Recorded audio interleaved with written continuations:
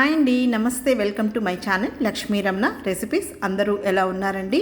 బాగున్నారా? ఈరోజు నేనైతే అమ్మ వాళ్ళ ఇంటికి వచ్చాను. అమ్మ వాళ్ళ ఇంట్లో ఒక రెసిపీని నేను ప్రిపేర్ చేశానండి. చాలా టేస్టీగా ఉంటుంది. అదేంటంటే పుదీనా పులావ్ అండి. అమ్మకి చాలా ఇష్టం, అలాగే పిల్లలు కూడా చాలా ఇష్టపడి తింటారు. మనం లంచ్ బాక్స్కి చాలా ఈజీగా టేస్టీగా ప్రిపేర్ చేసేసుకోవచ్చు. ఈ విధంగా పెరుగు చట్నీతో వేడిగా తింటే ఉల్లిపాయ టమాటోతో చాలా బాగుంటుందండి.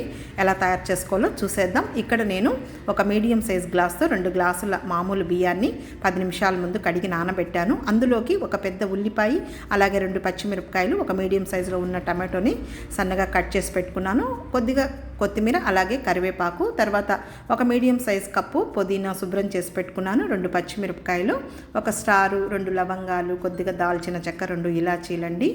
ఈ పుదీనాని పచ్చిమిరపకాయని కలిపి మిక్సీ పట్టేసేసుకున్నాను. ఇప్పుడు స్టవ్ వెలిగించుకొని కుక్కర్ పెట్టేసేసుకొని 2 టేబుల్ స్పూన్ల నూనె వేశాను, అలాగే 1 టీ స్పూన్ నెయ్యి వేశానండి. ఇంకా ఈ స్టారు, దాల్చిన చెక్క, లవంగం వేసేసాను, అలాగే పచ్చిమిర్చి కూడా వేసేసాను. ఉల్లిపాయ ముక్కలు కూడా వేసుకొని ఈ కరివేపాకును కూడా వేసేసుకొని మీడియం ఫ్లేమ్లో ఇలా కలుపుకుంటూ ఒక 2 నిమిషాలు ఫ్రై చేసేసుకోవాలి. ఈ ఉల్లిపాయ ముక్కలు ఈ విధంగా వేగిన తర్వాత టమాటో ముక్కలను వేసేసుకొని 1 టేబుల్ స్పూన్ అల్లం వెల్లుల్లి పేస్టు, పుదీనా పచ్చిమిర్చి మిక్సీ వేసుకున్నాను కదా, అది కూడా ఇందులో వేసేసానండి.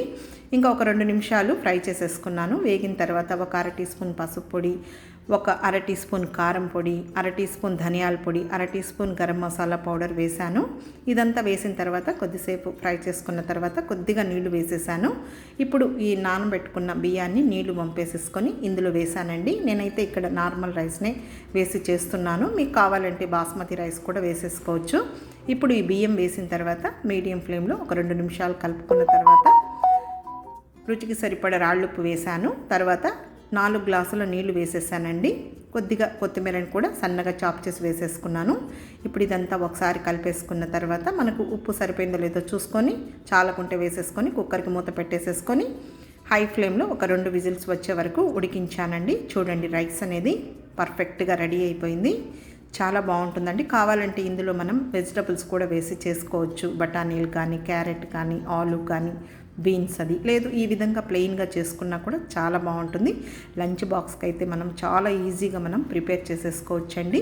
చూడండి, రైస్ అనేది ఎంత పర్ఫెక్ట్గా వచ్చిందో.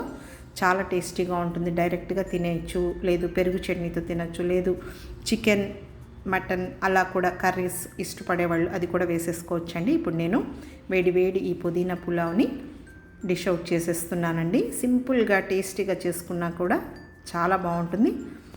కాబట్టి చూసారు కదా అండి, మీరు కూడా ఒకసారి తప్పకుండా ట్రై చేయండి. మేమైతే వేడిగా ఈ పుదీనా రైస్ని తినేసాము. అందరికీ చాలా బాగా నచ్చింది. నచ్చితే లైక్ చేయండి, షేర్ చేయండి. ఇంకొక మంచి వీడియోతో మళ్ళీ కలుద్దాం. నమస్తే అండి.